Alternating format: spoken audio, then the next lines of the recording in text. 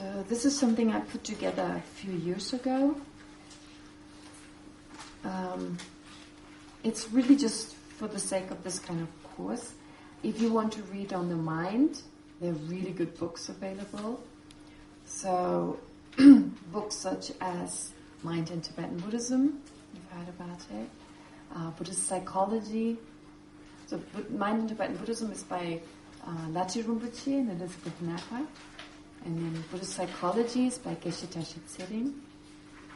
Then there's Geshe Rabden's book. I think it's called Mind and Mental Factors.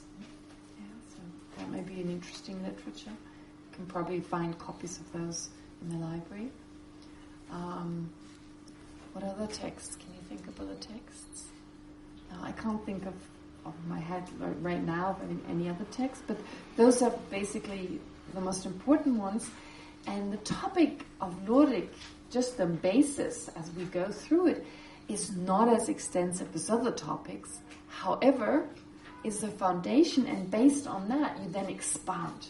So you can go in a lot of details on this particular topic. So what I'll try to do in this class is to give you the foundation, the way we were giving the foundation as part of our studies.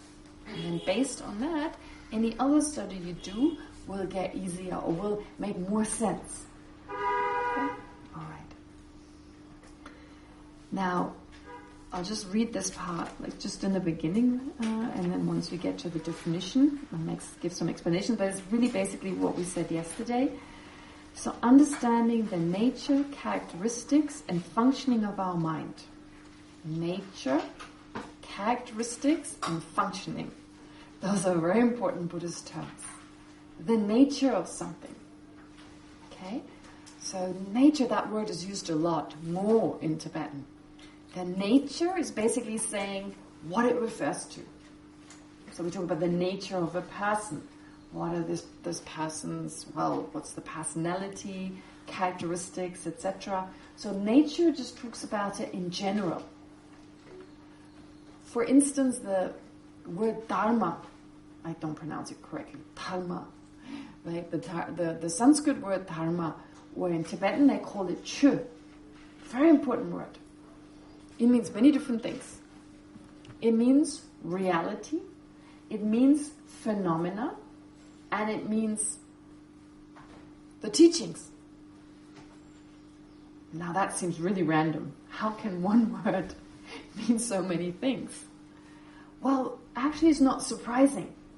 It means reality because it talks about how do things really exist. And why is that important? Because it's our inability, in many situations, to understand how phenomena really exist. We don't understand other people, their needs. We don't understand our own needs. We don't understand, and many of the things we do actually harm ourselves. It feels like the right thing to do in that moment. It feels like it will give us some happiness, but it actually harms us. Many of our actions harm us in the long term. So it's that inability to see what really benefits us, what really benefits others. So that is part of that reality, what is really giving us happiness, etc. And so that deals with reality or phenomena. Phenomena is just anything that exists is described as phenomenon. So don't think of the English word, there's a weird phenomenon going on. That's not how the word is used. It means existent. Whatever exists is a phenomenon. Okay? And many of our afflictive minds, our anger and so forth, they don't perceive objects as they really are.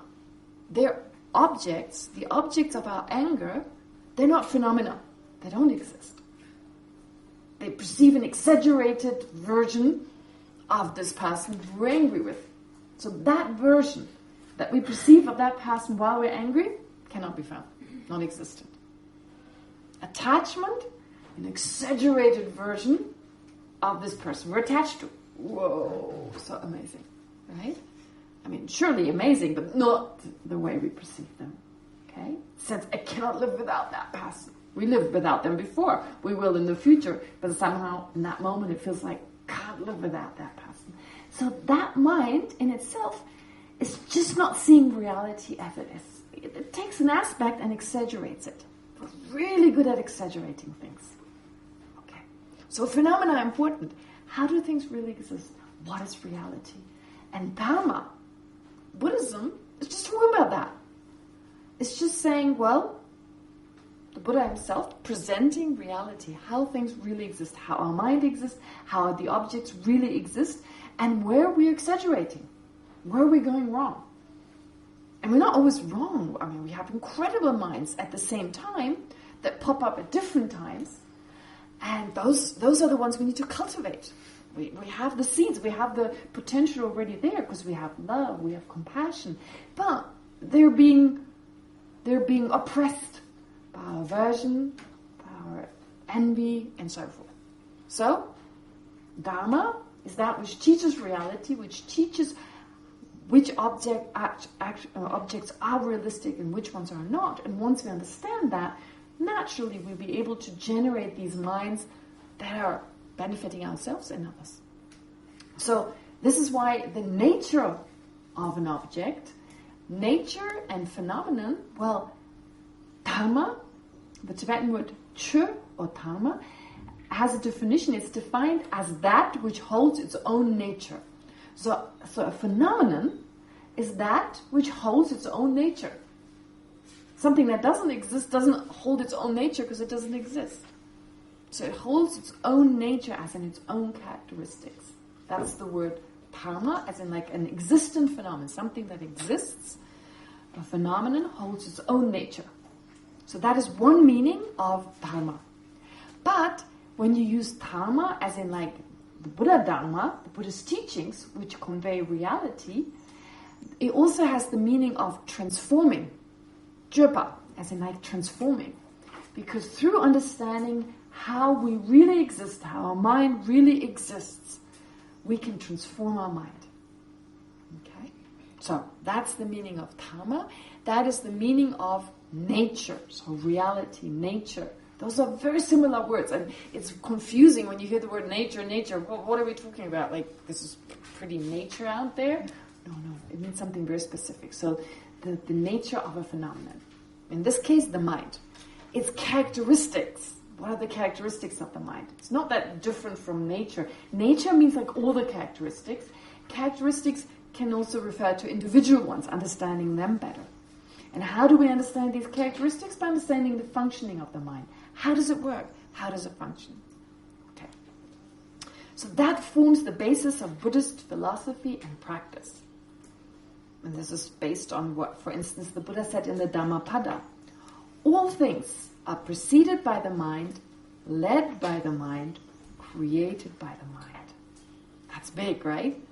Preceded by the mind goes first, and then we act, basically. Led by the mind, we keep acting, as in like the mind is just controlling everything, and created all our experiences that arise from that in the future also come from the mind.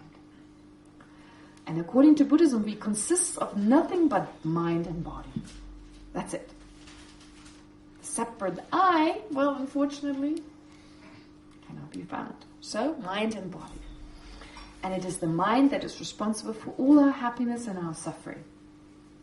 Maybe hard to believe because it's usually that guy is responsible, this person is responsible.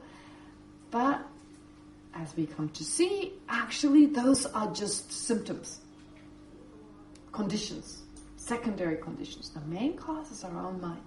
Okay. Our body may be healthy and all the external circumstances may work to our advantage, but it depends on our mind to translate this into happiness. If you feel miserable, everything's going well, but you feel miserable, well, all these external circumstances don't benefit you in the end. It doesn't matter. Everything is going well, but you're still miserable. Well, really being happy or not depends on the mind. Conversely, we may be sick and everything may go wrong, but we need the mind to translate this into unhappiness and suffering.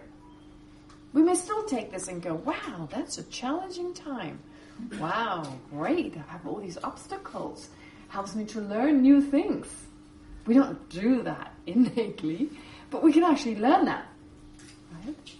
And so the Dalai Lama is His Holiness the Dalai Lama is a great inspiration in that. He was once asked what were the best times in his life.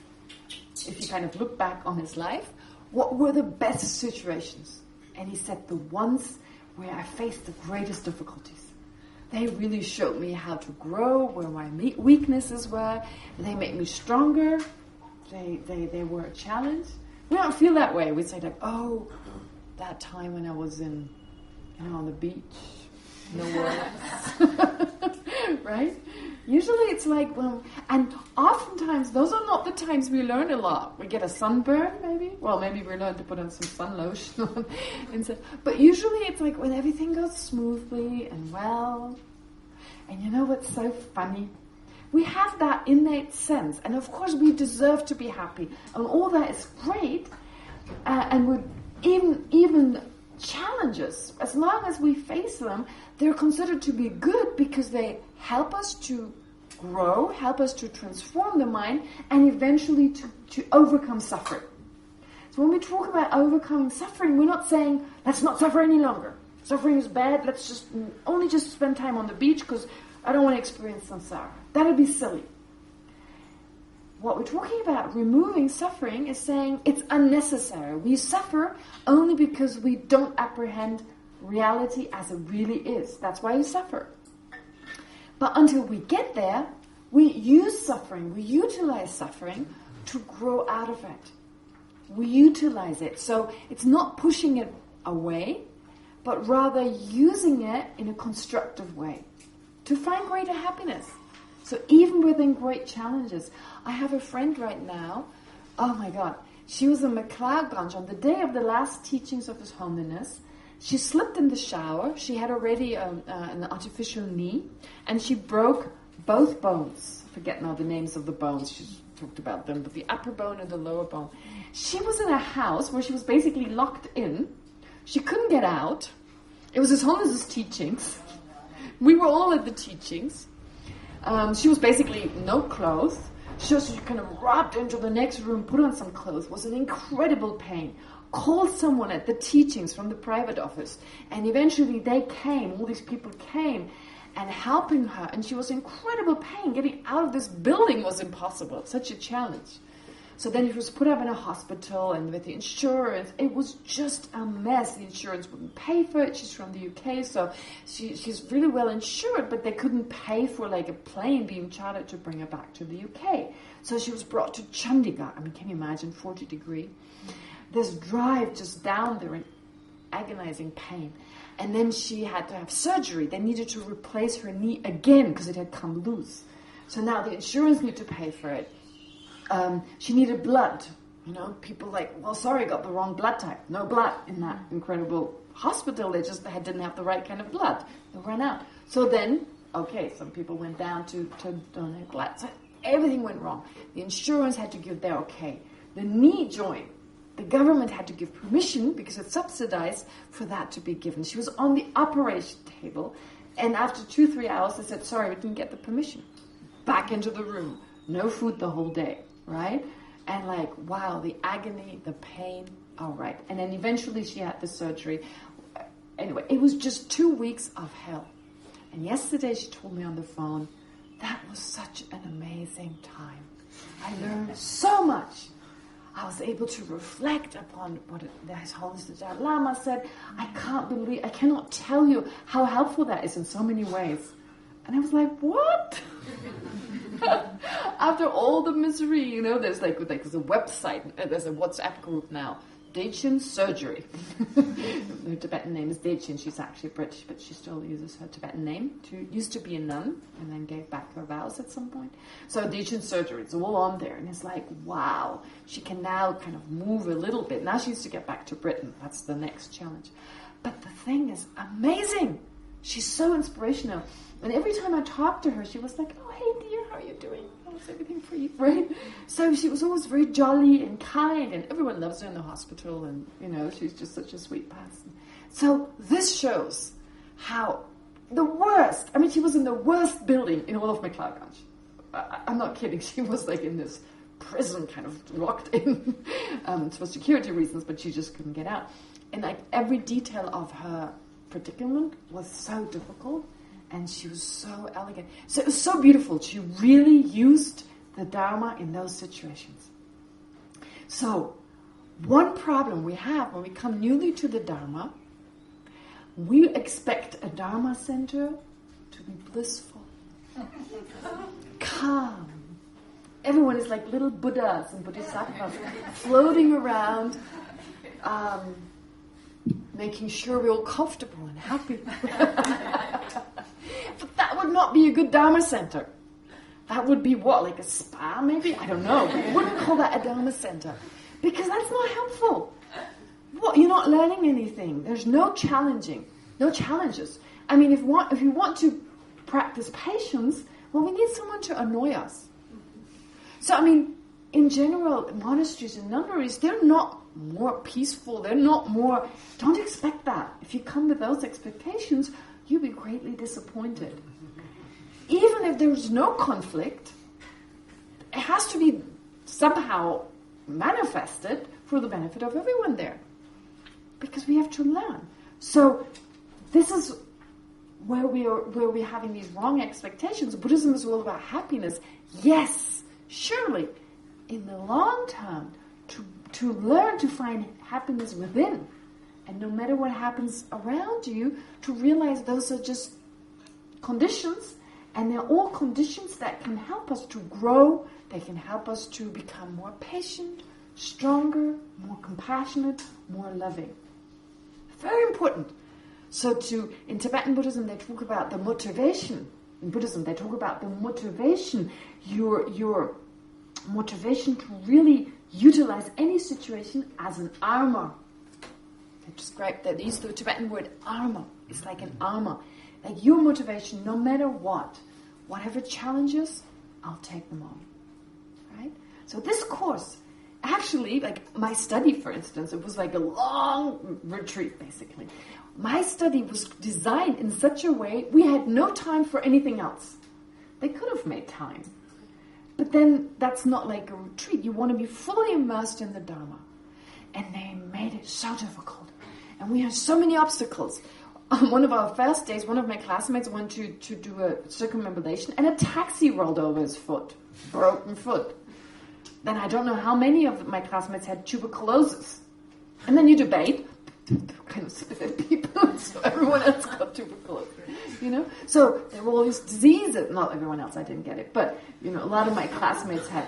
And I had other problems. I had diarrhea and this and that, and then I got better, and then there was something else, and then my room was flooded, and then the toilet was and my teachers were, oh, you're so lucky. There's obstacles, all these obstacles. Oh, you see, it's working. And I was like, I'm not lucky. I felt really sorry for myself. But I learned the Tibetans, like even when you go into retreat or anything, like really like go up in the mountains and you do long-term retreat, you're like, obstacles, good, those are obstacles, great, something is happening. It's a bit like when you have a shirt that you haven't washed for a long time. Okay? And you put warm water, you put soap, have all the conditions to clean it.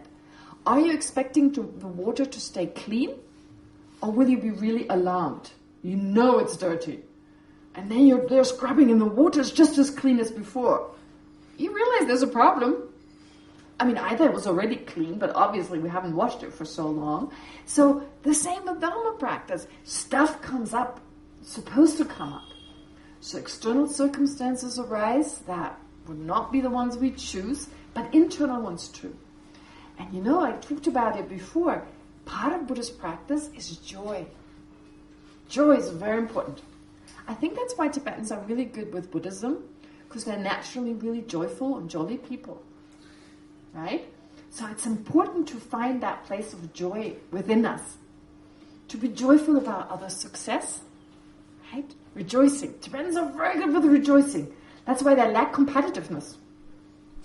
They rejoice in their neighbor, their classmates' success. My classmates, they actually, my school founded a competitive system so that the monks generate a little bit of competitiveness to work harder.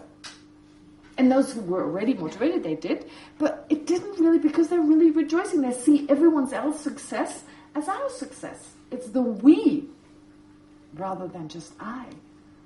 And in the West, we've lost that. This last century has been the century of the self. Right? Be unique, drink Coca-Cola. Be someone in this world, drive this car. Right? I mean, it's suggested to us all the time. And as a result of that, we're more miserable, we're more envious, more isolated, lonely. Okay? Because we lost the ability to just be happy for everyone else's success.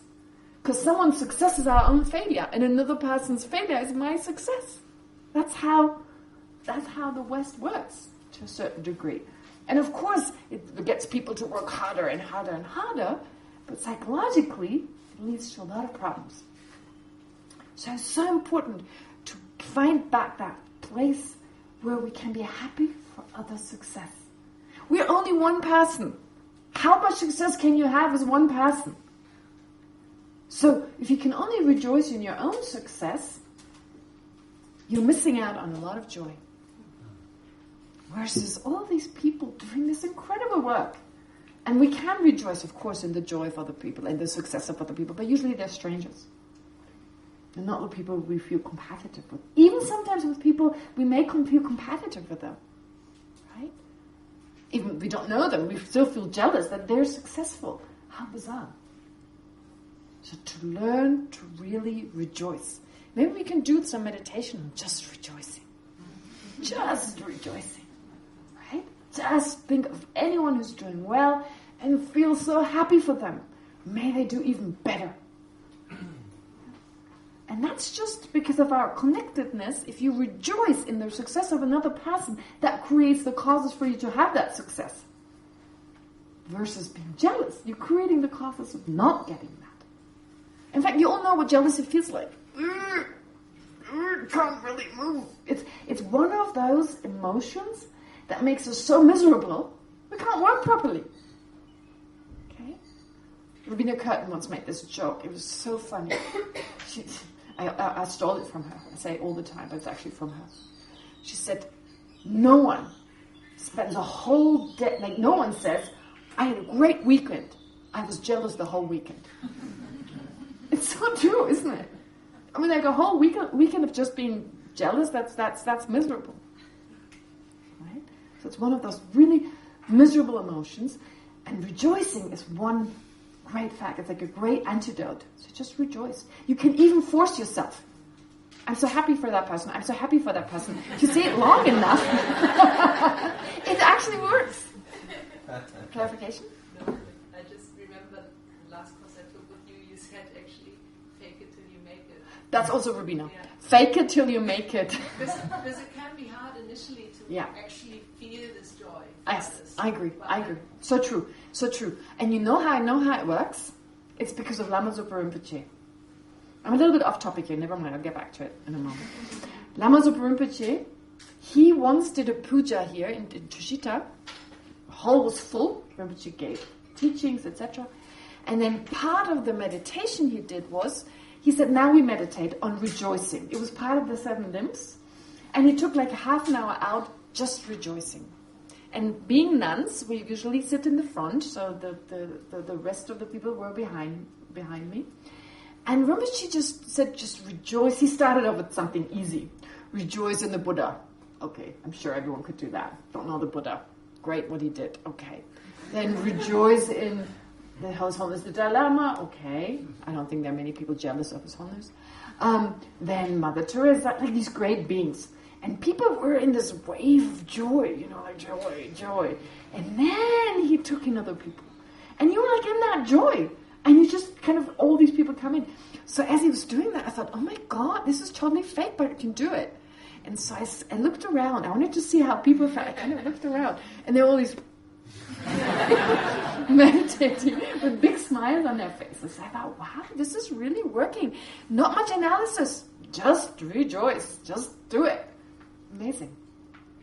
Right? And I think that's one of the reasons for a lot of pain is not being... And when I go back home, and I go back to Germany, and I sometimes talk to people and they admit, oh, my life is so miserable because my best friend is doing so much better than me. right?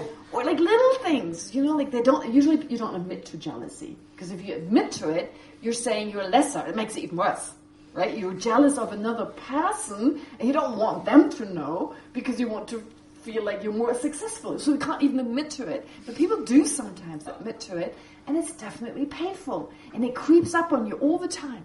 It creeps up on you. It's like sometimes when you talk about another person and you praise them, and the other person kind of goes, how nice. The eyes are not smiling. And it's like, that is so great. And you're like, oh gosh, I shouldn't have told them that. Right? So it's so painful. So joy, therefore, is so very important. Bring more joy into our life. Okay? So, therefore, here when there's even displeasure, when we face challenges, okay, if we find that place of joy within us, we can ride through it. But it's really, again, the mind. It's from within the mind. So this was just, okay, you're taking it off from there. But anyway, so the mind has the power to determine pleasure and displeasure. It is the sole motivator of all our actions and the creator of our experiences and reality. Okay? So the mind is like the underlying thing. Our body is not as important. However, at present we do not have much control over our mind. Let's face it, that's true. And thus over feeling happy and avoiding problems and difficulties. Right? You wake up in the morning and you feel grumpy. What are you going to do? Not much control. Or suddenly something triggers your anger, triggers your jealousy, triggers your attachment. Very difficult. Hence, in order to gain more control, we need to transform the mind. An undertaking that must be preceded by the understanding that it can be transformed. Such an understanding, in turn, can only arise if we cultivate knowledge of the mind, if we gain knowledge that goes far beyond academic study. Okay, I said that before. That is the first step, just an intellectual understanding. But then you try to take that intellectual understanding and bring it to a deeper level. Kind of first compare to your own experience, and then take it further. Just take it deeper, to a more emotional level. There's the intellectual level and there's the emotional level. And guess what? It's not the intellectual level that governs our actions. Right? Because if you say intellectually, yeah, I should go jogging, but I hate it, how long are you going to go jogging for? Right? Maybe once or twice, but emotionally you hate it so much, you can't continue. So a lot of Buddhist, actually everything in Buddhist practice is about bringing it to an emotional level and to remove those emotions that actually harm us and replace them with positive ones. So love and compassion, intellectually it makes sense, but unless we feel love and compassion, our actions will not be governed by those. So we use academic study, that's a tool, but that's just the first step. And then to bring it to a deeper level. Of course, only if we agree to do so. No one is forcing us to do it. In fact, only we can do it. Right? Someone can give us medicine, but we still have to take the medicine. Someone can teach about the mind, etc., but we still need to apply it if we want to reap the benefit. Okay. So, therefore, Buddhist studies so knowledge in Buddhism goes far beyond academic study. It is extremely important that learning about the mind, its definition, its divisions and different functions does not lead to a mere intellectual understanding, but is taken deeper to an experiential level. Only if we obtain a first-hand knowledge of our habitual thought patterns, of the mental events that occur within specific mindsets, etc., can we begin to make changes. And even though these changes are extremely slow, unfortunately, and gradual, they nonetheless drastically improve the quality of our present life and serve as the basis for overcoming all our shortcomings, such as anger, attachment, and ignorance, and eventually for attaining liberation and Buddhahood. If you want to go that far, up to you. From a Buddhist perspective, the mind is a non-physical entity and therefore different from the brain. It is indestructible, at all times present, and has neither a beginning nor an end. That's to be seen. Okay? Mind is the subjective experiencer that always has content, always has an object, for it always experiences something. It experiences being awake, being asleep, dreaming, and even dying. It sees, hears, smells, tastes, and experiences tangible objects. Mind includes the rational, intellectual aspects on one side and the emotional, intuitive aspects on the other. It both thinks and feels. Does that make sense? Right? So all these are the activities. So it always has an object and it always does something with it. It apprehends those objects. It perceives them, it experiences them, and it can do even more. It may feel them, it may rationalize them. It does so many different things. The mind has so many abilities. It's amazing what our mind can do. So when we talk about the power of the mind, we're not kidding.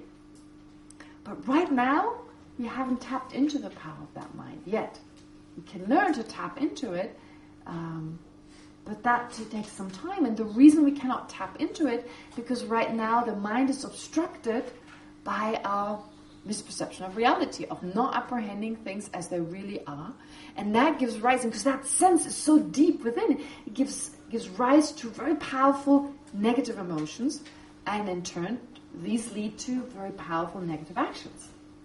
Not all the time, but if we look around in the world today, the worst atrocities that are committed in this world, they're all the result of misapprehensions of reality,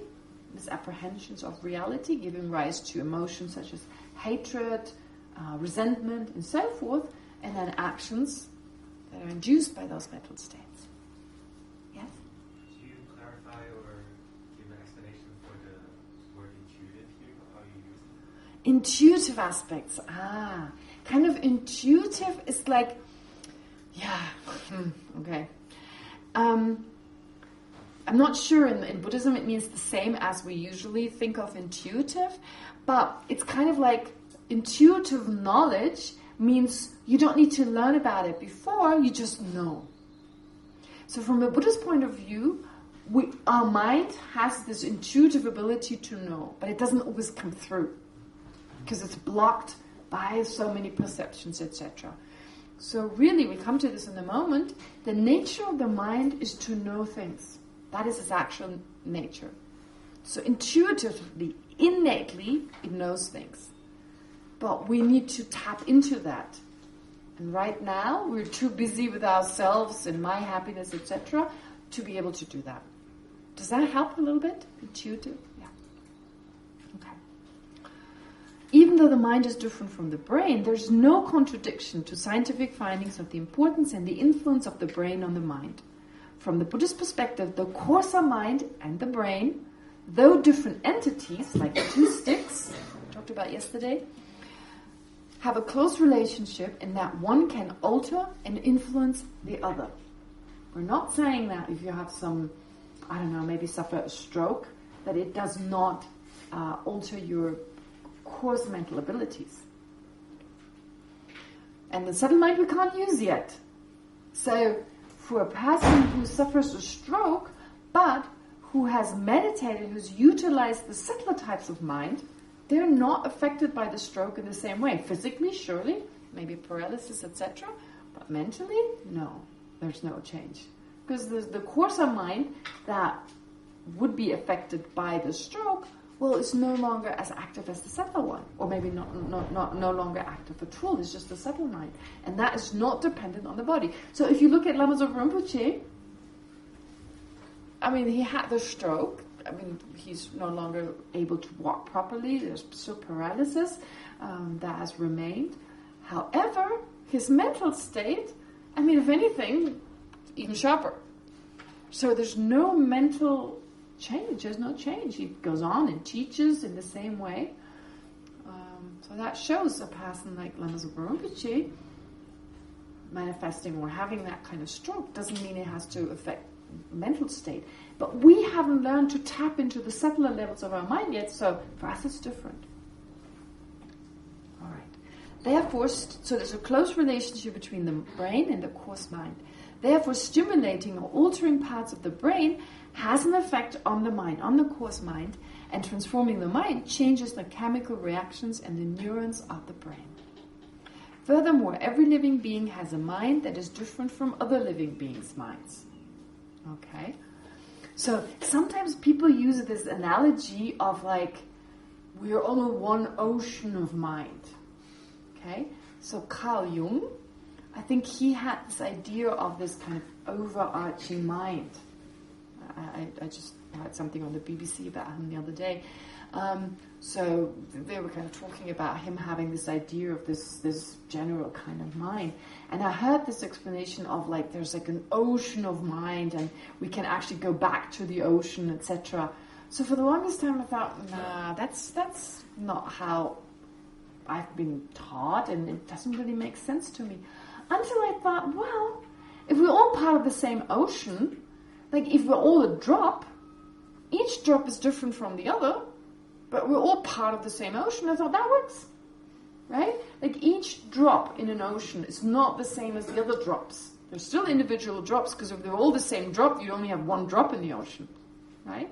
So in a way I like that idea, because the sense that we're not isolated beings.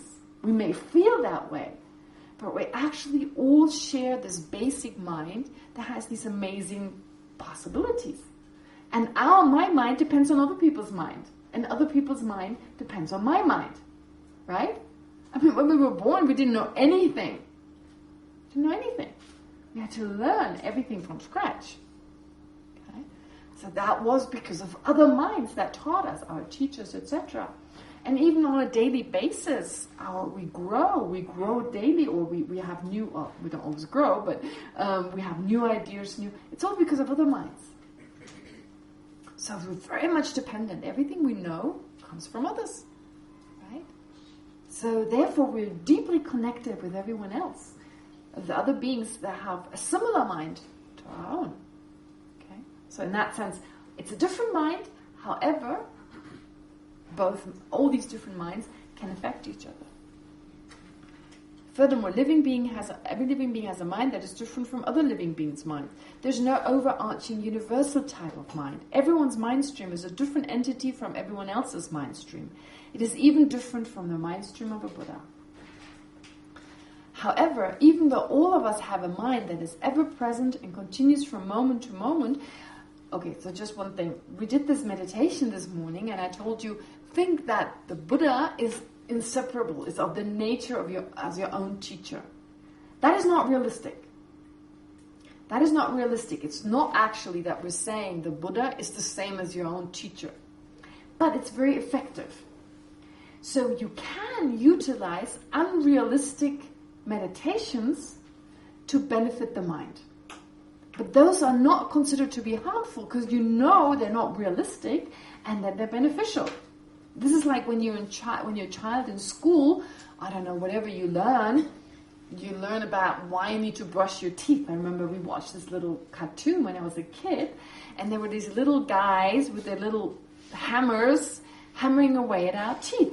Of course, that's not what happens, right? It's not realistic. This is not how we get cavities. But for us children, that was effective. That was an effective way of understanding. We had to brush our teeth after having a kilo of chocolate.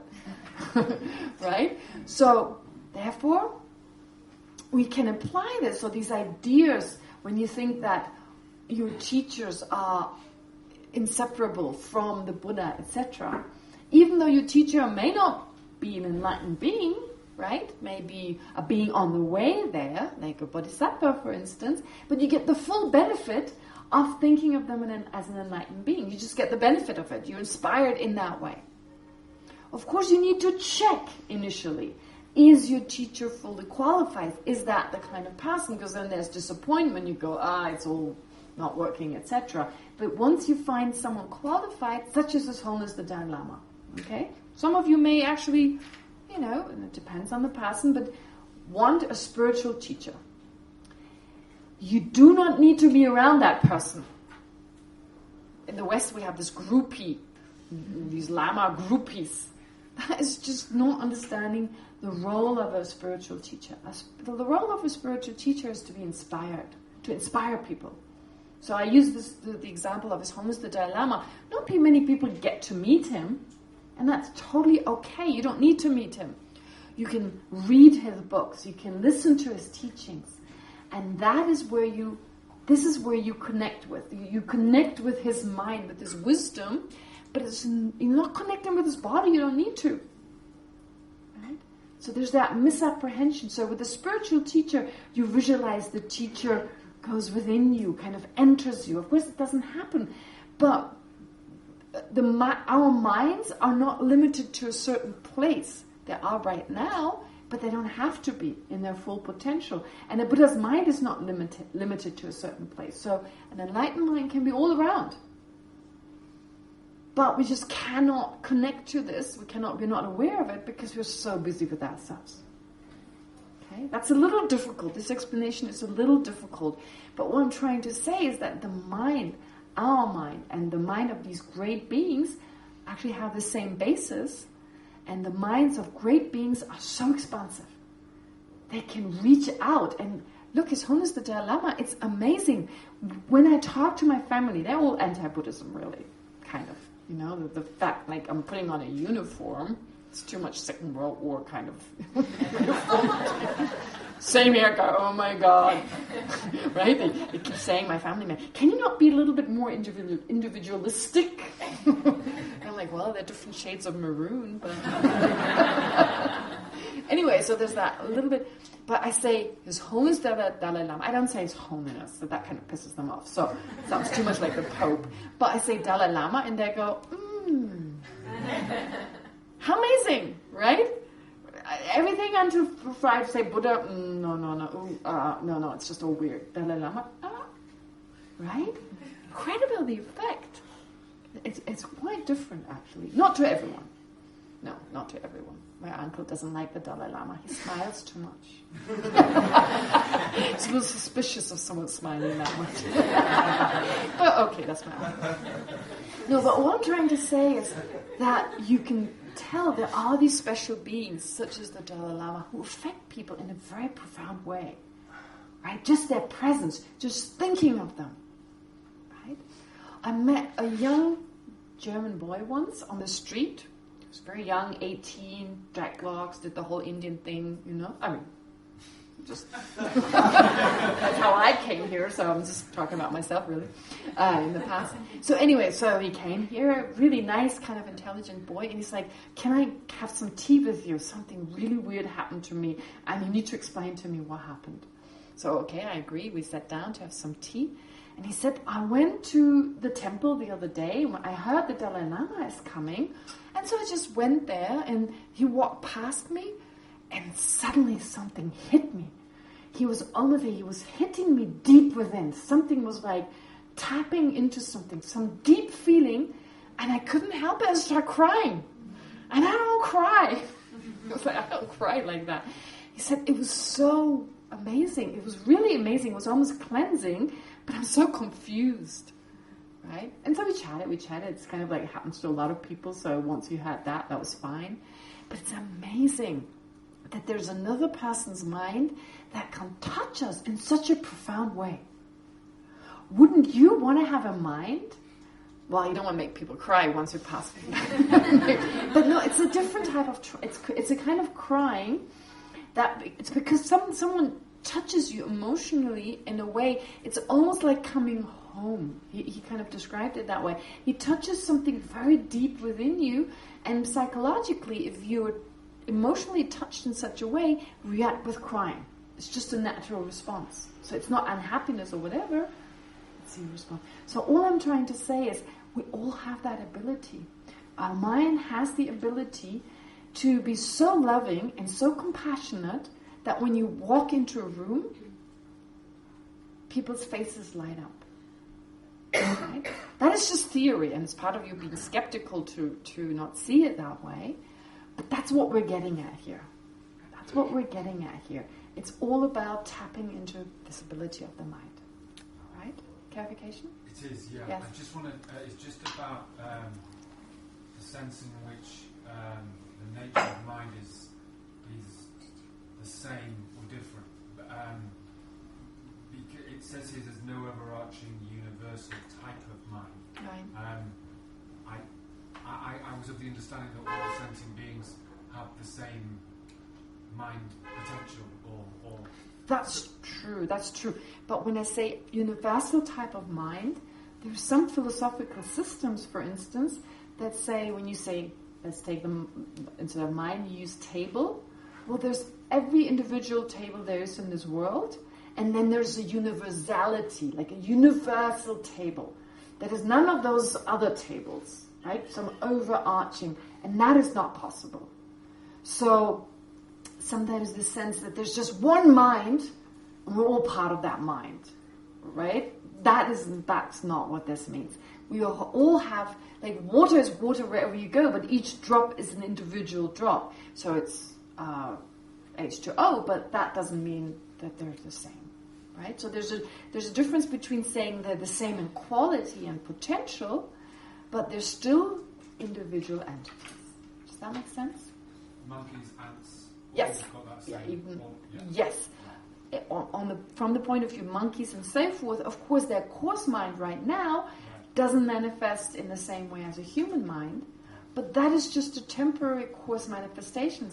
In fact, every time we fall asleep, the subtler mind comes through.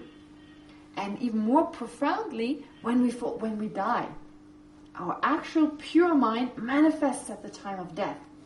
And that manifests whether you're an ant, whether you're a monkey, etc. That very pure mind. Except we cannot tap into it, we cannot hold on to it. It's only there for a short moment. Did I see another raised hand? Did you want to take a break? Did I want to take a break? I don't want to take a break, but I think I'll have to take No, let's take a break. Okay, let's just hear those. You go ahead, you were first. You were saying about the, so you have that metaphor about everyone's a drop in his mind. So you're saying like the enlightened mind, the Buddha mind is also a Yes. drop? Yeah, absolutely. Very good, absolutely. Yes, yes. How to deal with jealousy of others, like when you are at such place and you feel the energy that the other person has negative feelings for you, trying to harm you, be it verbally or with actions. Yes. How to deal with that? Yeah, very difficult. Actually, very difficult to do, but not that hard in theory. How much do they suffer? How much do they suffer because of me giving them a reason to be jealous? Right? I mean, their lives are miserable. So to have compassion for them, somehow I trigger that in them, so to generate compassion. I know it's like, yeah, we are miserable when we're jealous ourselves, and we're miserable when others are jealous of us, depending. Sometimes maybe everyone's jealous of me, but sometimes it can be really disruptive, and it can be disturbing. So my question is how to deal with the harm they cause you, be it verbally or through their action. Because Well, I mean, any kind of harm, that's a great opportunity to practice patience. If no one harms us, how can we be patient? I mean, of course they harm us, but if we have compassion, when you love someone deeply and they harm you, like your child, you can deal with it because you love them deeply. You can take on their harm, it doesn't really affect you, and in turn, you show your love and compassion. And honestly, I don't believe anyone can continue being jealous of you if you show them real love and concern. They're going to like you too much. They're going to like you too much. And it only harms us if we allow it to. Of course, it only harms us if we actually allow us to be harmed by it. Yes? Last one before we take a break. Yeah, so the Buddha mind is omniscient, right? So those beings that have achieved enlightenment are all-knowing. How does that... So that would mean that they know that the perception of every single being, right? So That's right. How does that kind of tie in with free will, if they already know what we're going to do in the future? I don't know, I'm confused about how I'm just saying, because it's like such a universal question comes up again and again, and it's really difficult to answer that one. Well, I don't think it's difficult to answer, but it's really hard to understand what that means. If I already know what you're going to do, doesn't mean you didn't do it out of having a choice. I mean, what? I'm not determining, I'm not making you do it. If I know you're going to have a shower in the morning, well, I just know you well enough, and I'm not making you have a shower. Just by knowing that. So you choose to have a shower or not. Right? Just because someone knows what's going to happen in advance doesn't mean... And we have choices. Right? You could choose not to have a shower, and I just know what you're going to choose. That doesn't mean you didn't choose it. I mean, it's a little hard. I know there's this kind of sense of determinism and all that comes into that. But just because I know from a seed, a sprout, right? You have a seed and you have all the conditions come together, then a sprout will arise. Unless there's some obstacle. That's just law of nature. I know when I do this, it'll drop to the ground, right? And I still, even that as the case, I still have the freedom to drop it or not. And if I do, it'll fall to the ground. So the Buddha knows those are the different options, and the person can choose, and maybe even know what the person will choose. But the person is still chosen. Just if you know about it doesn't mean, right? Yeah, and the second half was that if any enlightened being is omniscient, surely they all have the same mind. They don't have the same mind. But they know the exact same thing. Yes, knowing the same thing, right? If you have two doctors that know the same thing when it comes to surgery, it doesn't mean they have the same mind. They just know the same thing. It's every single thing. Every single right? Right. It's, omniscience, come on. You're asking the most difficult question. The most difficult question, in the sense, why is this so difficult? It's like we're all blind since birth, and we're discussing the color blue. Yeah. Right? Our mind has no capacity right now as being, if we're all blind, we don't know. So we're theorizing about what blue is like. We don't really grasp it. Yeah. So it's great to ask those questions, but when you feel like it's really like giving you, like making you spin and make you feel dizzy, well, maybe not a good time to go into it. And we'll get into it anyway. Right? It's great you're asking this, but maybe let's wait a little bit further and hopefully answer this as we go along. Okay, we'll take a break. How much do you need? No, I'm kidding. Like, Dharma, what do you think is realistic? 15 minutes. 15 minutes.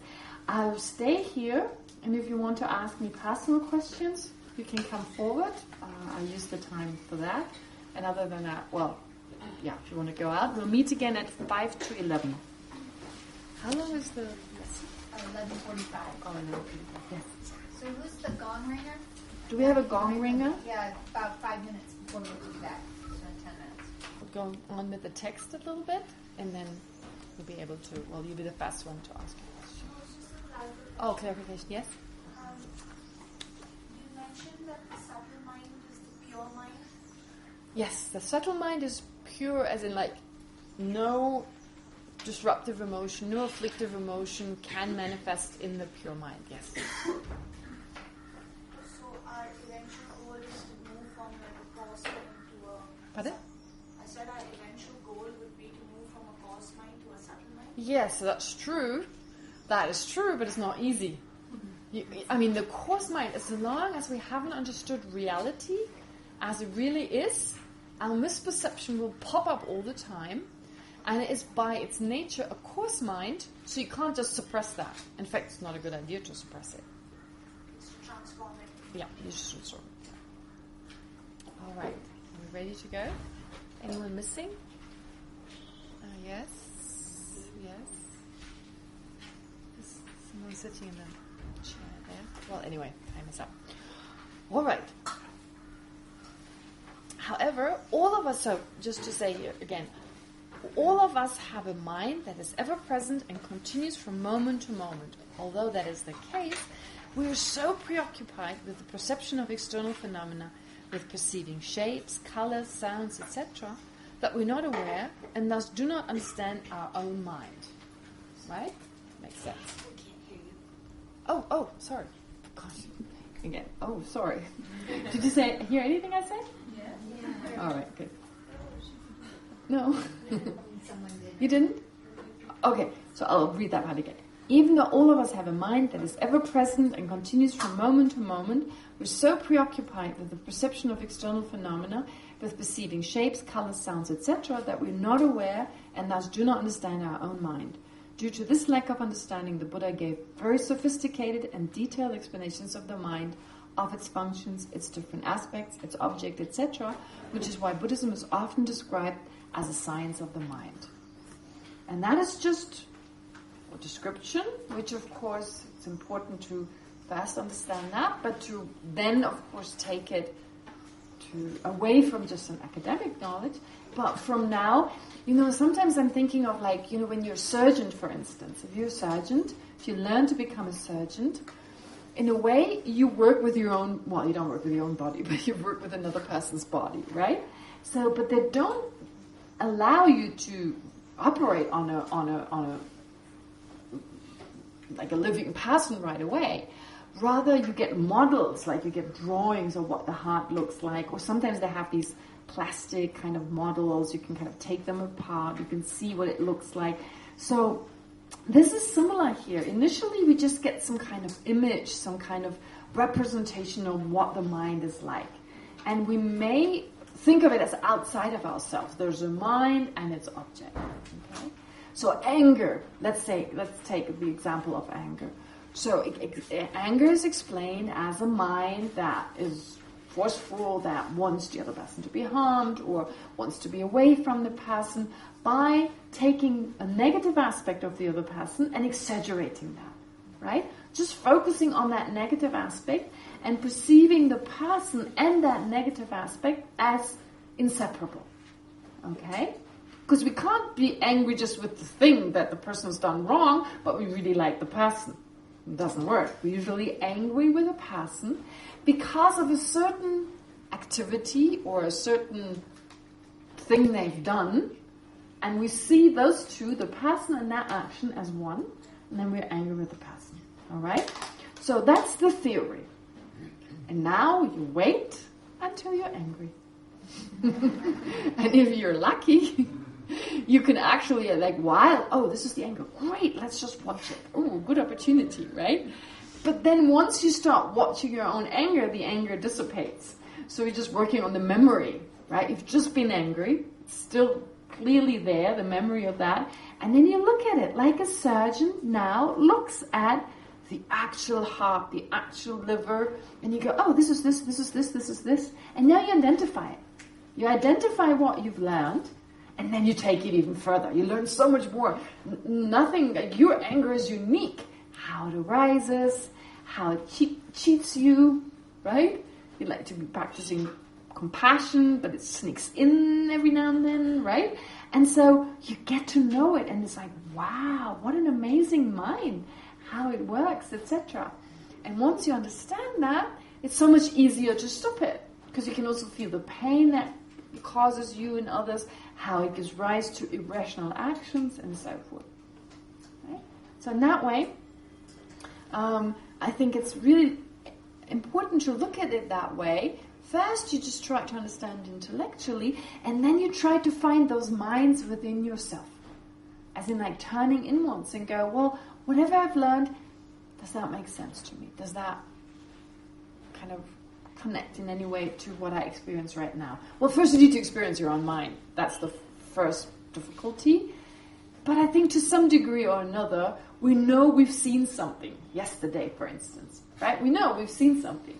So in that way, we've already recognized the function of the mind. We recognize the object, the function, and so really that's what we call the mind, the thing that perceives the particular object. In that sense, you can also recognize the mind. And if you meditate and you're focusing on the breathing, and all you can focus on is your mind and not the breathing, well, that's another great opportunity, right? There are all these thoughts racing through, and we're aware of them. But we actually have a sense, oh my God, I'm thinking more while I'm meditating. I cannot focus. I'm actually having more thoughts than usual. No. You don't have more thoughts than usual, but you're aware for the first time. Because you're trying to shut out all the other inputs, your sensory inputs, through meditating. And the first state is just to become aware of the mess. Okay? So that's a good meditation. Not because you may feel like, oh, I didn't focus on my breathing for longer than 2 seconds. Oh, I did it all wrong. No, you had an incredible experience. you have the opportunity to become aware of all these thoughts that endlessly arise one after the other. That's a great meditation. In fact, there is no meditation if you've done it. Whatever happens, it's a great meditation. Okay? So there's no judgment as in like it was good or bad because you did everything. No, because you internalized and you got to know your mind better. So in a way you have already gained an experience with regard to your thoughts. Alright. Anyway, so what follows now is a presentation of the mind according to the Madhyamika Prasangika philosophical tenet of Buddhism. Well, that just means certain, you see, when we learn when we learn about the mind, the topic of mind, in Tibetan it's called Lorig. In a way, of course, everything you learn in Buddhism is about the mind. But there's a specific topic, as I mentioned yesterday, that serves as a foundation where you learn certain specific aspects of the mind in a very focused way, and that is described as the study of mind and knowledge, or awareness and knowledge. Law is awareness. Rik is like knower or knowledge. Lorig. So it's described as the study of Lorig, or awareness and knowledge. So during that time, it's usually you study it from the point of view of a philosophical school that is described as Sautantrika, which is slightly different from the highest school. Now, if you have a lot of time, that's fine. But you study about certain things that you never really deal with again in the future, because it's a unique explanation giving only, or you will study about them, but at some point when you study the highest view, it never comes up again. Now, if you have a lot of time, it's great to study all those, because these ideas are still helpful. But we don't have that much time. So I felt it was better to leave out those aspects that are unique to these other philosophical systems, which are not as relevant.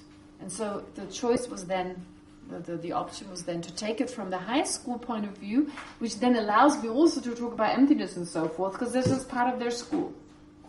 Now, have I presented everything that is unique to the Madhyamika when we talk about the mind? Of course, I haven't done that either, because that would be, again, too extensive.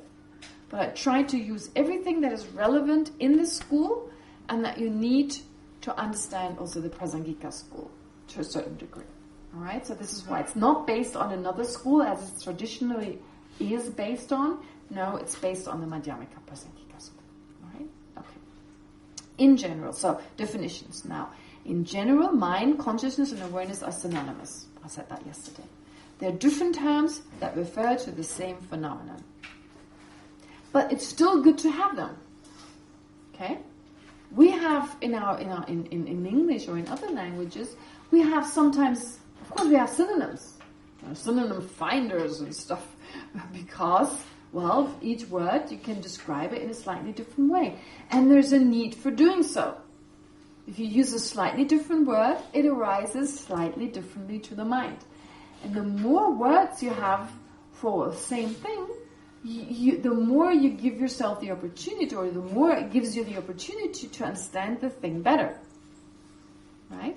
Because each word adds something. It has a certain etymology, it has a certain meaning, and it gives you a fuller sense.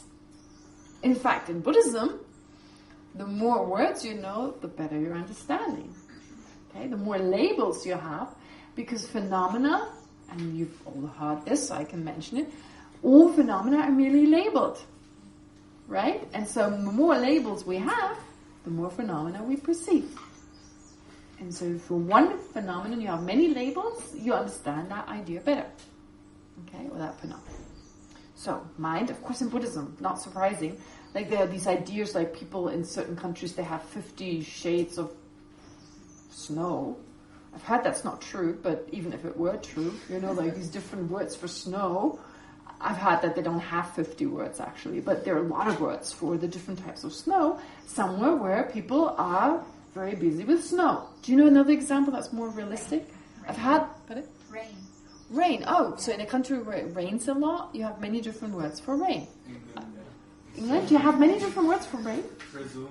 Drizzle is a word that not many people would use. What is it? Drizzle. Drizzle. Oh, I know drizzle. Drizzles in Germany.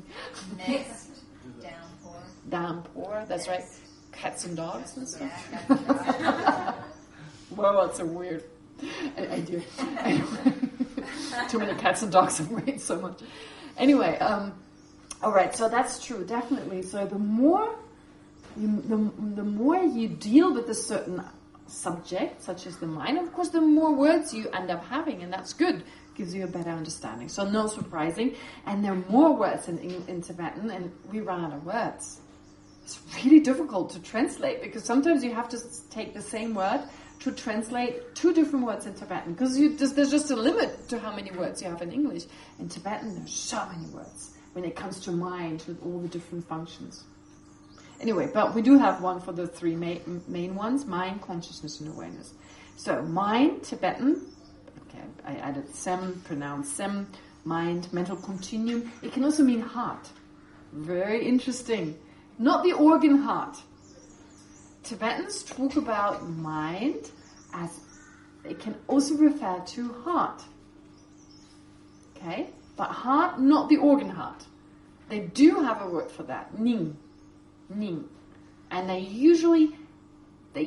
sometimes it can also be like ning or sem. It can be kind of used interchangeably when you mean the heart as like the organ heart, but sometimes it refers to the organ heart. Usually when ning, like if you say there's some problem with his heart, you mean his organ heart.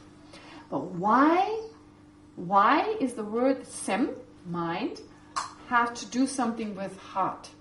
Why can it refer to heart? What is that with the heart? Who knows that about Buddhism? About Pardon? Like the center of their consciousness, is that kind of the heart? Is that... The very pure mind, the subtlest mind, is located right here. Right here, in the center of your chest. Okay? Not where the heart, the organ heart is, that's more to the left. No, in the center of your chest. They talk of the heart chakra, where the energy knots are right here. And it's located, it actually has a location. Our pure mind is located here. And it's really interesting how, when you point at yourself, where do you usually point at? You may point at your nose, but that's, I think Taiwanese and Japanese do that. I had a Taiwanese classmate, he would say, I? And I know from Japanese they say, watashi? I? So, but I think it's just a culture thing, right? But usually, yes, we point to our heart. There's a sense, that's me. Okay? So sometimes if you ask people, where do you think you are located? Some people point to their head, and some people to the heart or to the belly. No one points to their elbows or their... That's usually not. There's a sense, if the eye is anywhere, it's like here, here, here. It's very interesting, because this is where the central energy channel runs through, and that's considered really important. So we actually have a sense of I in that sense. It's kind of somewhere in this area. Our extremities, they're not really part. I mean, we do consider them. I get angry if someone hits my arm, of course, it's part of me. But the sense of where the eye is, mainly here, but definitely along this line. Okay? Anyway, so, mind. Then, the English word consciousness in Tibetan is shepa. Shespa, it's written shespa, but it's actually pronounced shepa. Consciousness, cognition, knower. So, cognizing, understanding. I said understanding yesterday. I could have added that. Understanding, cognizing, knowing. All right. Then there's the English word awareness. Law. So law as in awareness. I don't know what that really... law also has the connotation of when you say lodu. Lodu means intelligence, for instance. But that's combined with another word. So, all these words mean to a certain degree that the mind knows something. Alright, so mind, consciousness, awareness, and their objects, the phenomena they are aware of, are mutually dependent. So a mind is dependent on an object is dependent on a mind. An object means anything. Anything. Existent or non-existent. Something that exists can be an object of your mind. Something that doesn't exist can be an object of your mind. In fact, when we're angry, what is the object of my anger? An unrealistic version of the person I'm angry with. How about attachment? right? When we're attached, we can no longer, that mind of attachment, I'm just saying the mind of attachment, when it's there, it perceives a whitewashed version of that person. An exaggerated version of that person, yes. I can ask after. Okay. Are you asking about object and phenomenon are synonymous kind of idea? No, I thought object would be that which is no mind awareness, which is not mutually inclusive with... Right. Okay. So very strictly speaking, we differentiate between the object of a mind versus object in general. But that is being too philosophical. And in the end, it means the same thing. So it's not that. So anything can be the object of your mind. So sometimes they differentiate, just object needs to exist. Object of your mind doesn't need to exist. There's that kind of differentiation. But this is really just kind of trying to differentiate between something existing and something not existent. So here I'm saying anything that is an object of a mind, right, can be existent or non-existent. Whatever exists or is non-existent can be an object of the mind. It goes both ways, right? Okay. So, they're mutually dependent. It's easier to think that the mind is dependent on an object. It is more difficult to think that an object, in other words, anything that exists, depends on mind. That is harder. That is harder, especially when we have a sense things exist objectively. If things exist objectively, that implies they don't depend on a mind. We just perceive them because they're there. But Buddhism doesn't see it that way. They say, in Buddhism, it's like they're there because we perceive them. It's not that we perceive them because they're there. So it's actually the opposite. Okay? Phenomena, I'll say it one more time. Phenomena are not seen because they're already there or because they exist objectively. No. They are there, not objectively, but they're still existent because they're perceived. Okay? Does that make sense? No. Okay. Hopefully it becomes clearer later. Yeah. So, just to say it one more time, something exists only because it's perceived. I don't get it. Like, even if I don't see the tree in the forest, I know the tree's still there. The tree. The tree, it's a good one. The tree, it's always that philosophical question about the tree. If there is a tree in a forest and it falls down, does it make a sound or not? Okay, good question. All right. Now, we need to, first of all, this is where modern physics helps us. Okay? Because we already mentioned, I mentioned it yesterday, color, as we perceive it, doesn't exist out there. Would you agree? So it's just light waves of different length. So it's because of those light waves and our retina, the kind of coming together, the interplay between those two, and of course our brain, there are all these physical happenings that then give rise to this unique experience of a color such as blue or green. The same is true for sound. Sound is just pressure waves. And even the Buddhist scriptures talk about it. You know, like when I talk, my vocal cords, they're vibrating. And this vibration basically pushes the particles around, right? It pushes them with a certain frequency. And then this is passed on to my ear. There's the eardrum that receives that vibration, basically. And then that information is passed on through my what they call like the nerve that, takes you to the brain, whatever. So those nerves, etc., are passing it on to the brain, and then there's something happening in the brain, and you have the unique experience of sound. Okay? So that sound, that's not out there. That sound is not out there. That is the unique experience we have as a result of that pressure wave, etc. Color blue is not out there. It is something we uniquely perceive. Okay? It's the result of these light waves, basically, with a certain length, etc. So that being the case, colors are subjective. Sounds are subjective. Now, the tree in the forest, when it falls over, that sound We're talking about the sound a living being perceives. So whether it's an animal or human, if there's none around, what we call sound is just not there. But it's still falling. Well, the next question is, what is a tree? What kind of tree do you have? Does it need to have a shape and color? Can you think of a shapeless and colorless tree? No, that's impossible. And we perceive shapes are only possible if there's color. Now, color is a unique experience by the eye consciousness. If there's no eye consciousness to perceive a color, it's not even a black and white tree. It's a colorless tree with no shape. It's not a tree. It's not what we call a tree. What we describe as a tree is an object that has a shape and color that someone perceives it. What else is a tree? Whatever, if there's something happening, well, it's definitely not what we call a tree. So, Buddhists would say there is no tree. So forget about the sound.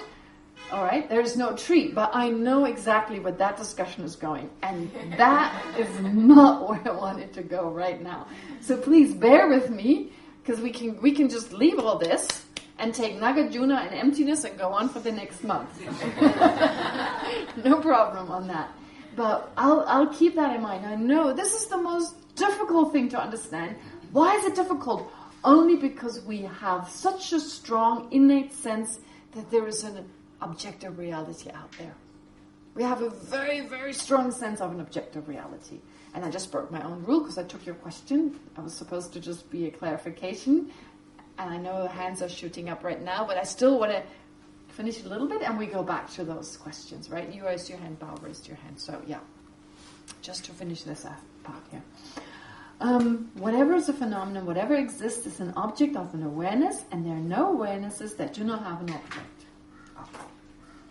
The Buddhist scriptures on awareness and knowledge give the following definitions. The definition of awareness is a knower.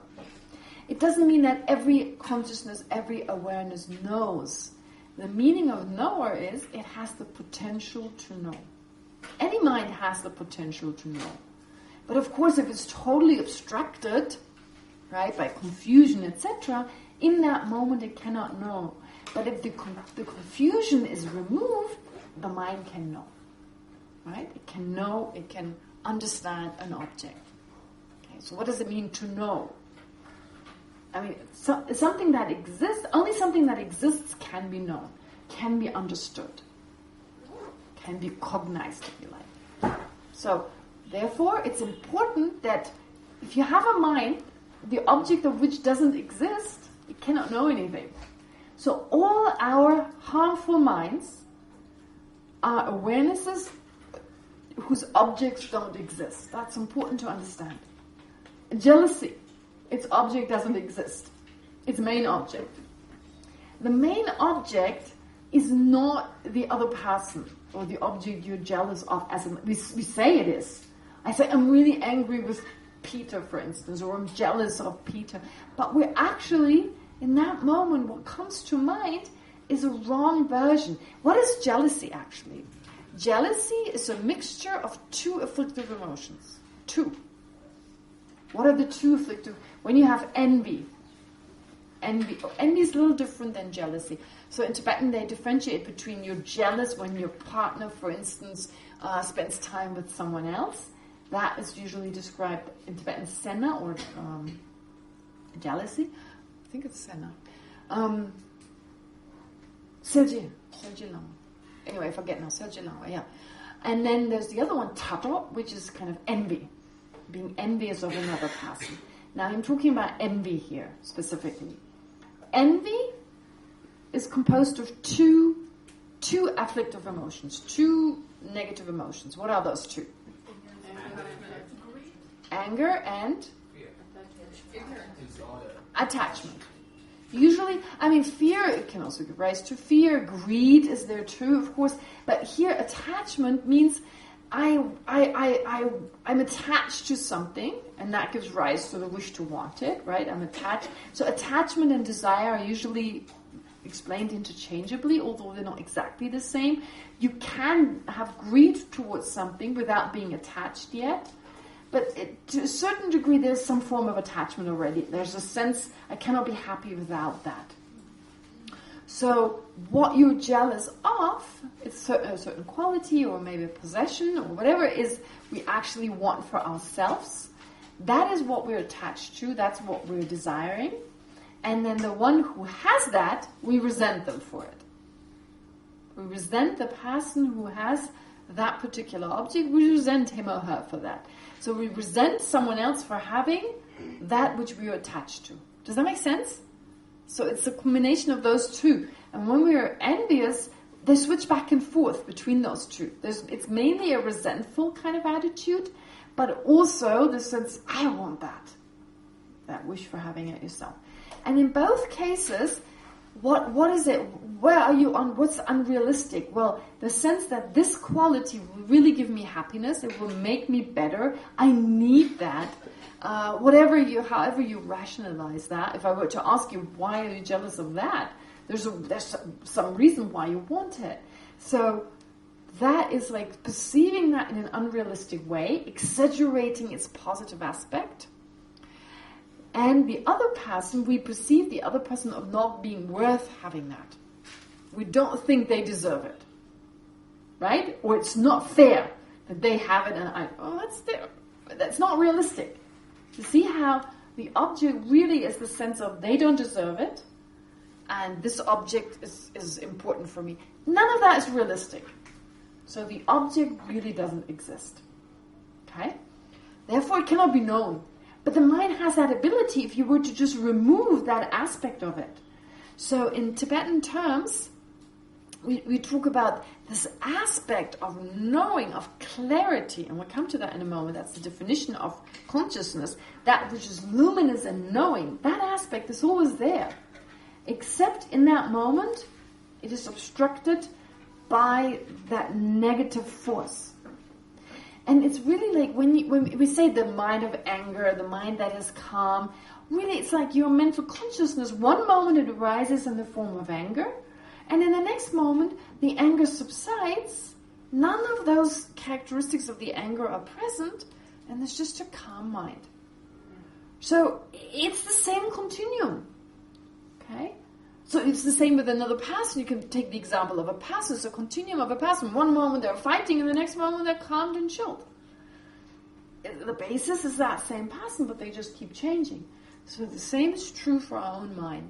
Our mental consciousness, it is one moment it arises in the form of anger, and the next moment it's loving and kind. Okay?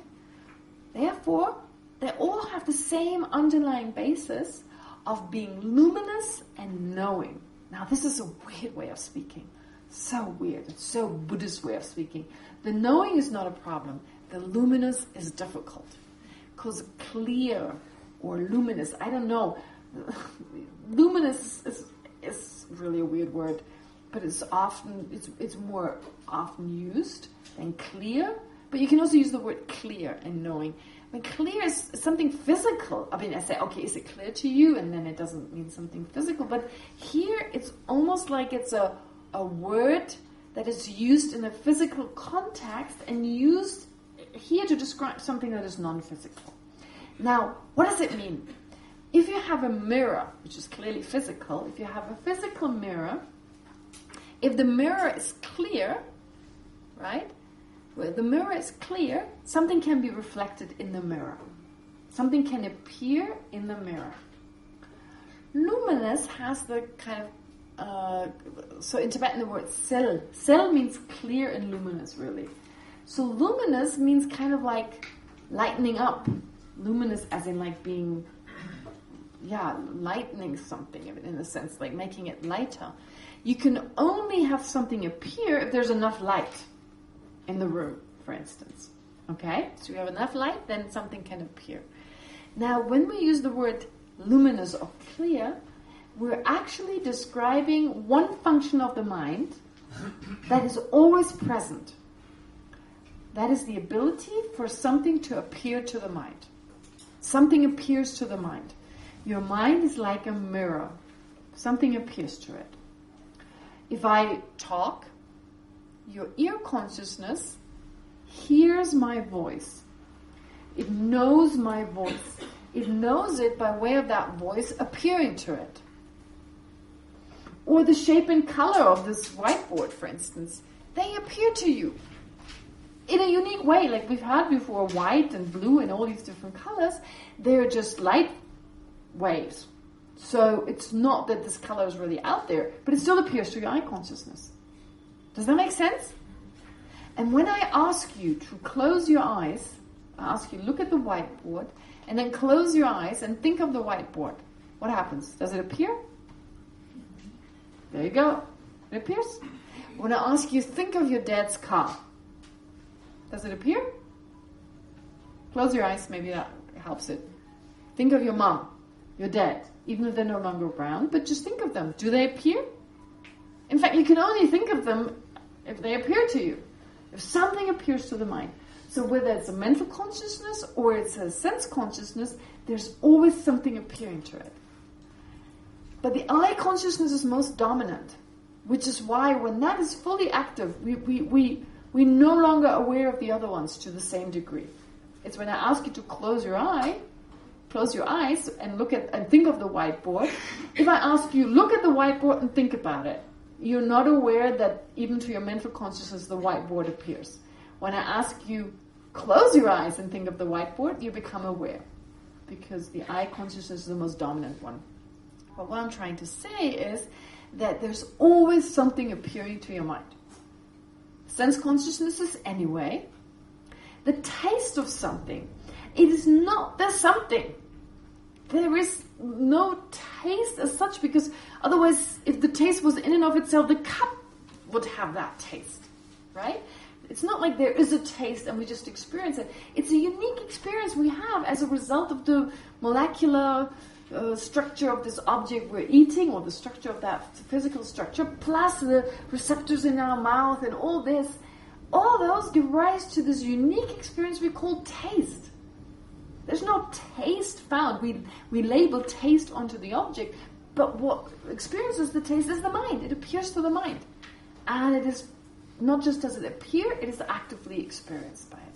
So, because the mind is luminous and knowing, it has the ability, something appears to it, and it has the ability to actively know that, to experience that. Or even if you don't cognize it, you don't know it 100%, at least there's an awareness of it. Does that make sense? No, just a sec. Oh yes, it's actually time now. But yeah, you were. So that was the part I wanted. Let me just conclude this before we have question and answer and then lunch. So these were the definitions. I'll continue from here during the break, after the break. But basically, so we've covered thereby the basic kind of definition of mind, having objects and so forth. We've heard that, but now are more detailed explanations. And you raised your hand first before, then is Bao, and then whoever else. Yes. First, a clarification. What is your name? My name is Vidanshu. Vidanshu. Okay. Gets. Gets? Yeah, short form. Okay, that's a short one. Okay, gets. Okay. So first, a clarification about luminous. Is Luminous? it without the negative emotions and all that, or is it? No, any mind has that just luminous quality that when you're angry, the person, the aspect you're angry with appears to the mind. So every mind has that aspect. But if the object is unrealistic, you can have a negative kind of mind which has that appearance. So, was that it? Yeah. Yeah, So that was the it. question about objective reality, like No, no. not now. Right? Because we want to go on with the mind. I'll address it. No worries. I'll definitely address this further. But yeah. Yes, Val, you raised your hand? So, I have a comment and a question. Uh-huh. The comment concerns Legal's question. Yes. So, the thesis that something exists only because it is perceived Yes. finds strong support in contemporary sciences. Contemporary Science science. also tells us that you could Which science in particular? Physics? It is one of the interpretations of quantum mechanics. Okay. Mm-hmm. Yeah, but we have to also understand that there are several interpretations of quantum mechanics. Okay. The first, proposed by Niels Bohr, called the Copernican interpretation. Can you speak a little bit louder and slowly? So there are different interpretations of quantum mechanics. Okay. You have to first of all keep that in mind. Yes. So this is not the only interpretation. Okay. So the interpretation that I am talking about, or the Copenhagen interpretation proposed by Niels Bohr and Schrödinger and others, also says that you could not make any statement about the about external objects unless those objects are being perceived by the conscious observer. Now Einstein had great difficulty. This absolutely baffled him, and he had great difficulty getting to grips with his thesis. In fact, he was giving a seminar in Institute of Advanced Studies. His last seminar, in fact, and he was walking back and forth, and suddenly he stops and he asks the audience, "Do you mean to say that the moon does not exist when you are not looking at it?" And this is a very famous quote by Einstein. So when we have time, I can probably shed some light on, in non-technical terms, as to how science tells us that an object could not be said to be existing when it's not being perceived. Okay, from I would like to come to the question. Yes, please, the question. So my question concerns a statement on page 2. It reads as follows. Furthermore, every living being has a mind that is different from other living beings' minds. Now, when, let's say, he stretches his hand and to grab a cup, there are certain neurons in his brain that get activated, that fire. Yes. Now, when I watch him, when I merely watch him extending his hand to grab a cup, the same neurons in my brain also fire.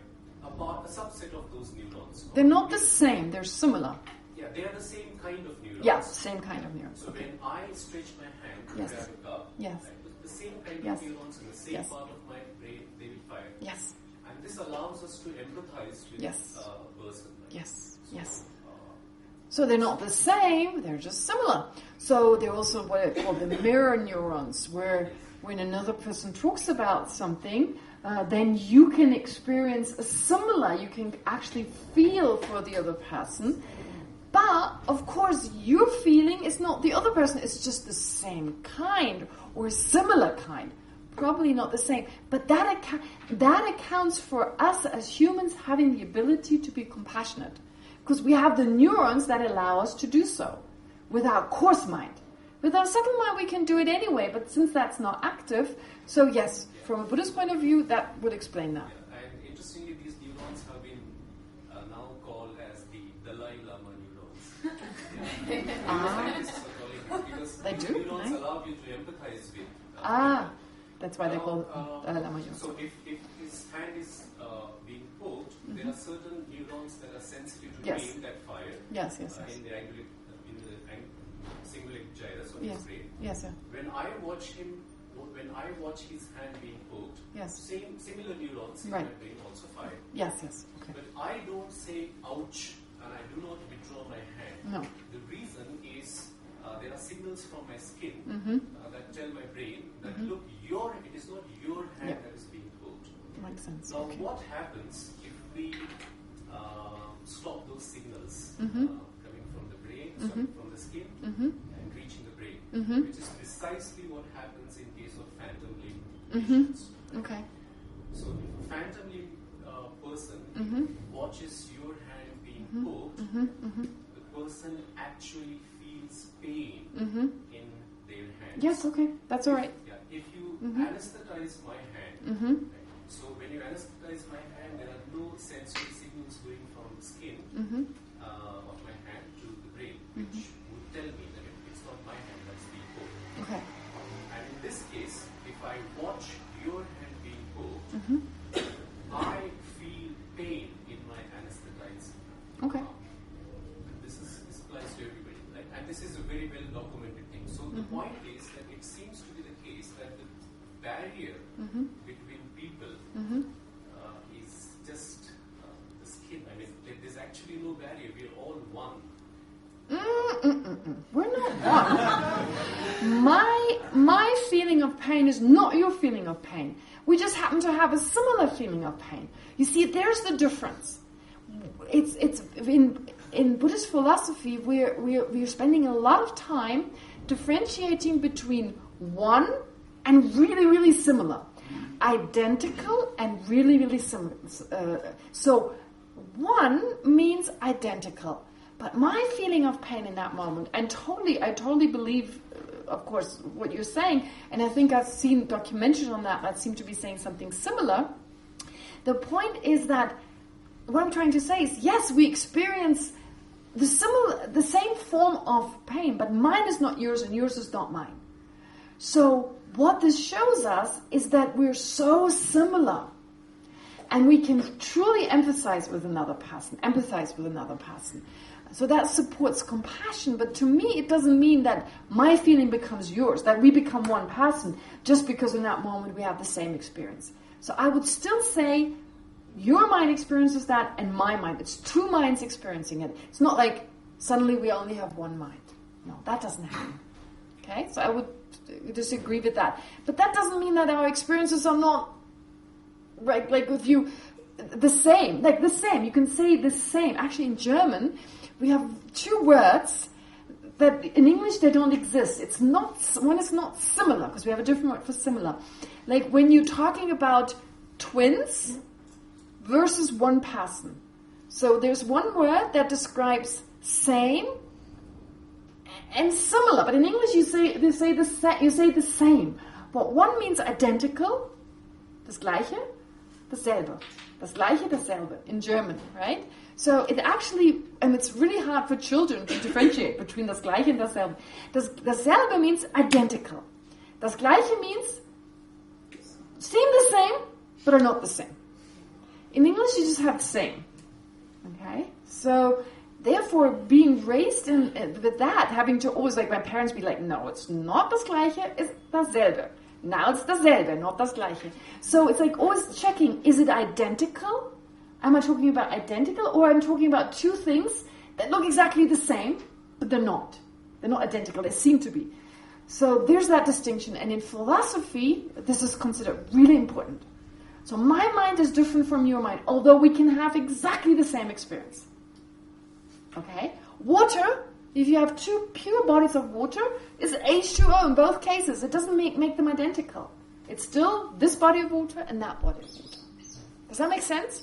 And even the Buddha's minds are not identical. I may have a karmic connection with this Buddha's mind, but not with that Buddha's mind. So the karmic connections that we have with a certain certain Buddhas can help us, others cannot. So there's an interconnectedness that we have with a certain mind of a certain Buddha, and when we listen, it's because we're interdependent. Also, a Buddha's mind is interdependent, and Buddha wants to benefit sentient beings. And if that sentient being has a special connection with that Buddha, then this Buddha is more effective than another Buddha. It's Buddhas, both of them. But here it's where I provide it's from my side. Something is there. There's some karmic connection that is there, which is because if it was all the same, if a Buddha's mind, they would all become one, any Buddha could benefit us. Right? But that's not the case. It's very clearly laid out in the scriptures. That's why we have so many Buddhas. Why would I want to become enlightened? Right? There's already enough Buddhas. I'm not necessary. Well, necessary in the sense that, first of all, we have we have the ability and we want to be happy and we can do so much with our mind. That's one reason. But also we can benefit certain people that others cannot benefit. We have karmic connection with certain people that we have through our family, etc., that no one else has to the same degree. And these people, because of these connections, they don't fade away right away. It's the latest kind of connection we made before we became enlightened, and we can benefit people in a very profound way. So that's another reason for saying, yes, there are lots of Buddhas, but I'm important in that way. So it's another reason for saying they're not the same, they're not identical. Yes, Nikita. So I can agree with the aspect that an object is dependent on the perception of the mind. Yes. Right? But then what happens, and then you also said that a mind can only, okay, so then what happens during visions? Like when I have a vision of the future, right? The object isn't there, right? But I'm having these clairvoyant visions. Well, the object is not there now. Yeah. So I agree. Yeah. So then, so this vision that I'm having of the future, I mean, you have the ability to know anything, what happens in the future and so forth, so the mind just knows.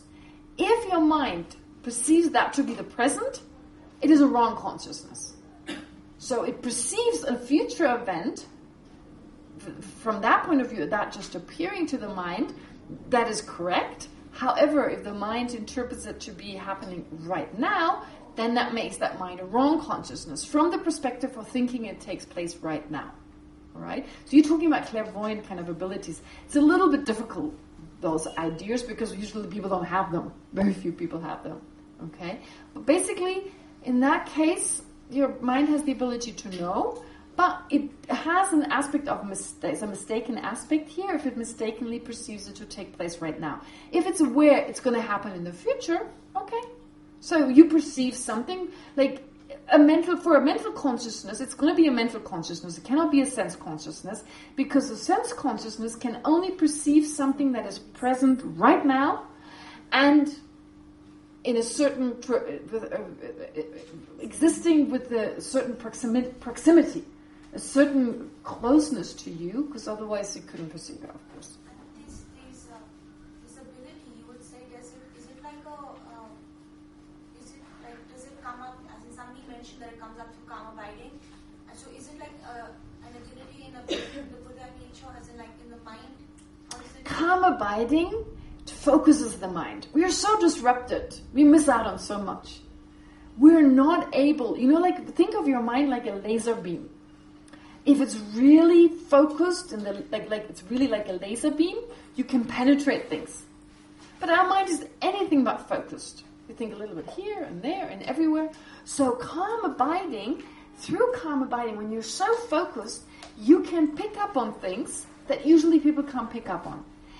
It's like when a person is like a doctor, for instance. I mean, even people who give therapy. I have a good friend who gives a lot of therapy. And when she does what she does it in a very focused way. She's got a lot of experience. And she says she picks up. She puts her hand on a person's arm and she can tell whether the energy is flowing or not. I have no reason to disbelieve her because she's treated me and really helped me. I put my arm somewhere and I can barely measure the temperature of the person, right? So I have no perception of that. But she's almost got miraculous power, or a Tibetan doctor taking the pulse.